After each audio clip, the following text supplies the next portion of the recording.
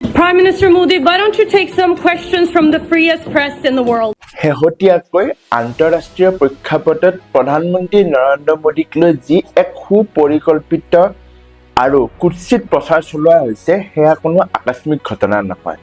এয়া হৈছে ভাৰতৰ উত্থানক অৱৰোধ কৰিবলৈ আৰু ভাৰতৰ গণতন্ত্ৰক বিশ্বৰ দৰবাৰত লঘু কৰিবলৈ সুপ্ৰয়াসী পৰিকল্পনা। দেখা গৈছে যে হেলি লিং নামৰ নৰৱে এগৰাকী বৰ বিশেষ পৰিচিত নথকা সাংবাদিক যাৰ ছ'চিয়েল মিডিয়াত সক্ৰিয়তা একেবাৰে নগণ্য তেওঁ হঠাৎ এক পৰিকল্পিত ধৰণে প্ৰধানমন্ত্ৰী মোদীক লক্ষ্য কৰি ল'লে। Prime Minister Modi, why don't you take some questions from the freest press in the world? গুৰুত্বপূৰ্ণ কথাটো হ'ল তেওঁৰ টুইটটোৱে প্ৰথম অৱস্থাত কোনো প্ৰক্ৰিয়া সৃষ্টি কৰা নাছিল। পৰৱৰ্তী সময়ত তেওঁ নিজৰ টুইটটো সম্পাদনা কৰি প্ৰধানমন্ত্ৰী নৰেন্দ্ৰ মোদীৰ নাম সংযোগ কৰে। ইয়াৰ পৰাই প্ৰমাণ হয় এই সমগ্ৰ প্ৰক্ৰিয়াটো অতি সাৱধানে আৰু কোনোবা শক্তিত নিয়ন্ত্ৰণ কৰা হৈছিল। নৰৱেৰ এগৰাকী হেলি সিং নামৰ সাংবাদিক যাৰ সাংবাদিকতাৰ ইতিহাসত বিশেষ কোনো অৱদান নাই তেওঁ হঠাৎ প্ৰধানমন্ত্ৰী মোদীক লৈ কৰা টুইটটোৱে প্ৰমাণ কৰে যে তেওঁ কেৱল এটা পাপেটহে আছিল।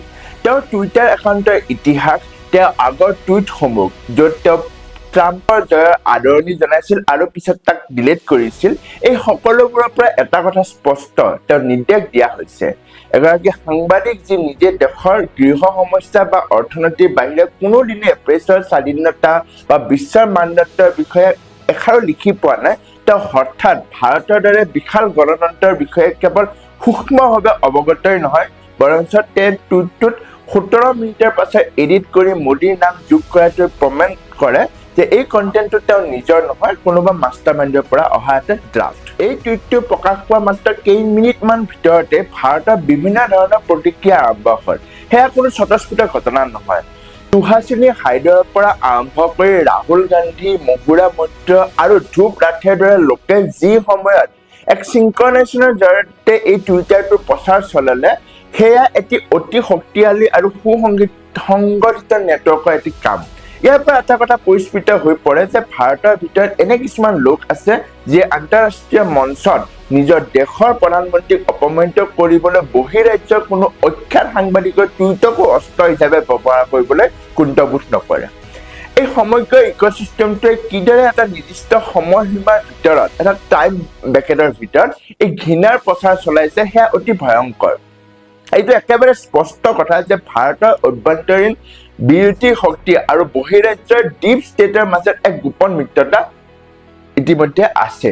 এই বিষয়টোৰ গম্ভীৰতালৈ গ'লে দেখা যায় এই সকলোবোৰ সংযোগ হৈছে প্ৰগ্ৰেছিভ এলায়েন্স নামৰ এটা গ্ল'বেল নেটৱৰ্কৰ সৈতে। 117খন দেশৰ ৰাজনৈতিক দলৰ এই মিত্ৰজোঁটৰ উদ্দেশ্য কি? তেওঁলোকৰ এজেণ্ডা হৈছে বিশ্বৰ পৰা সকলো সুপন্থী যি শক্তি আছে অৰ্থাৎ ৰাইট উইং যি আছে সেই ৰাইট উইং চৰকাৰক উৎখাত কৰা। নৰৱে লিবাৰেল পাৰ্টিৰ যি সাংবাদিকগৰাকী কাকতৰ সৈতে জড়িত আৰু ভাৰতৰ কংগ্ৰেছ দল দুই দলেই এই এলায়েন্সৰ অংশ। 2023 চনত ৰাহুল গান্ধীৰ নৰৱে ভ্ৰমণ আৰু পৰৱৰ্তী সময়ত মোদীৰ বিৰুদ্ধে হোৱা এই আক্ৰমণ ইয়াক বিচ্ছিন্ন ঘটনা বুলি ধৰিবলৈ আমাৰ কোনো কাৰণ নাই। এইটো এটা সুপৰিকল্পিত গ্ল'বেল ইক'চিষ্টেম। অভিজ্ঞতা নথকা এগৰাকী সাংবাদিক কিয় বাছি লোৱা হ'ল? এইটো আটাইতকৈ ডাঙৰ কৌশল। তেওঁলোকে জানে যে যদি কোনো প্ৰতিষ্ঠিত প্ৰখ্যাত সাংবাদিকৰ দ্বাৰা এই কামটো কৰাহেঁতেন তেন্তে বিশ্বজুৰি প্ৰশ্ন উঠিলেহেঁতেন কিন্তু এগৰাকী অখ্যাত সাংবাদিকৰ ব্যৱহাৰ কৰিলে কিয়? যিসকলে এই ষড়যন্ত্ৰ কৰিছে তেওঁলোকে ভাৰতীয় OSNT অৰ্থাৎ অপেন চ'ৰ্চ ইণ্টেলিজেন্সৰ গৱেষকৰ ক্ষমতাৰ বিষয়ে অৱগত।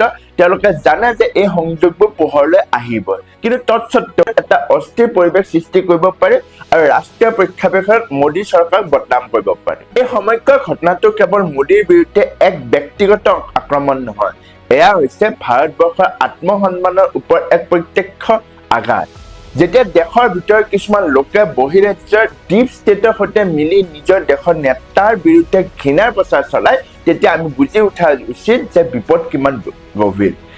আজি এই সাংবাদিকগৰাকী ব্যৱহাৰ কৰা হৈছে কাইলৈ আন কোনোবা অখ্যাত ব্যক্তিক ব্যৱহাৰ কৰা হ'ব।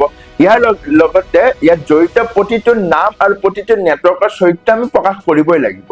নৰৱেৰ পৰা লণ্ডনলৈকে বা দিল্লীৰ পৰা ৱাশ্বিংটনলৈকে যি জাল বিস্তাৰ কৰা হৈছিল তাৰ প্ৰত্যক্ষ কেৱল অকাথ্য যুক্তি আৰু সত্যৰ দ্বাৰাহে কৰিব পৰা যাব।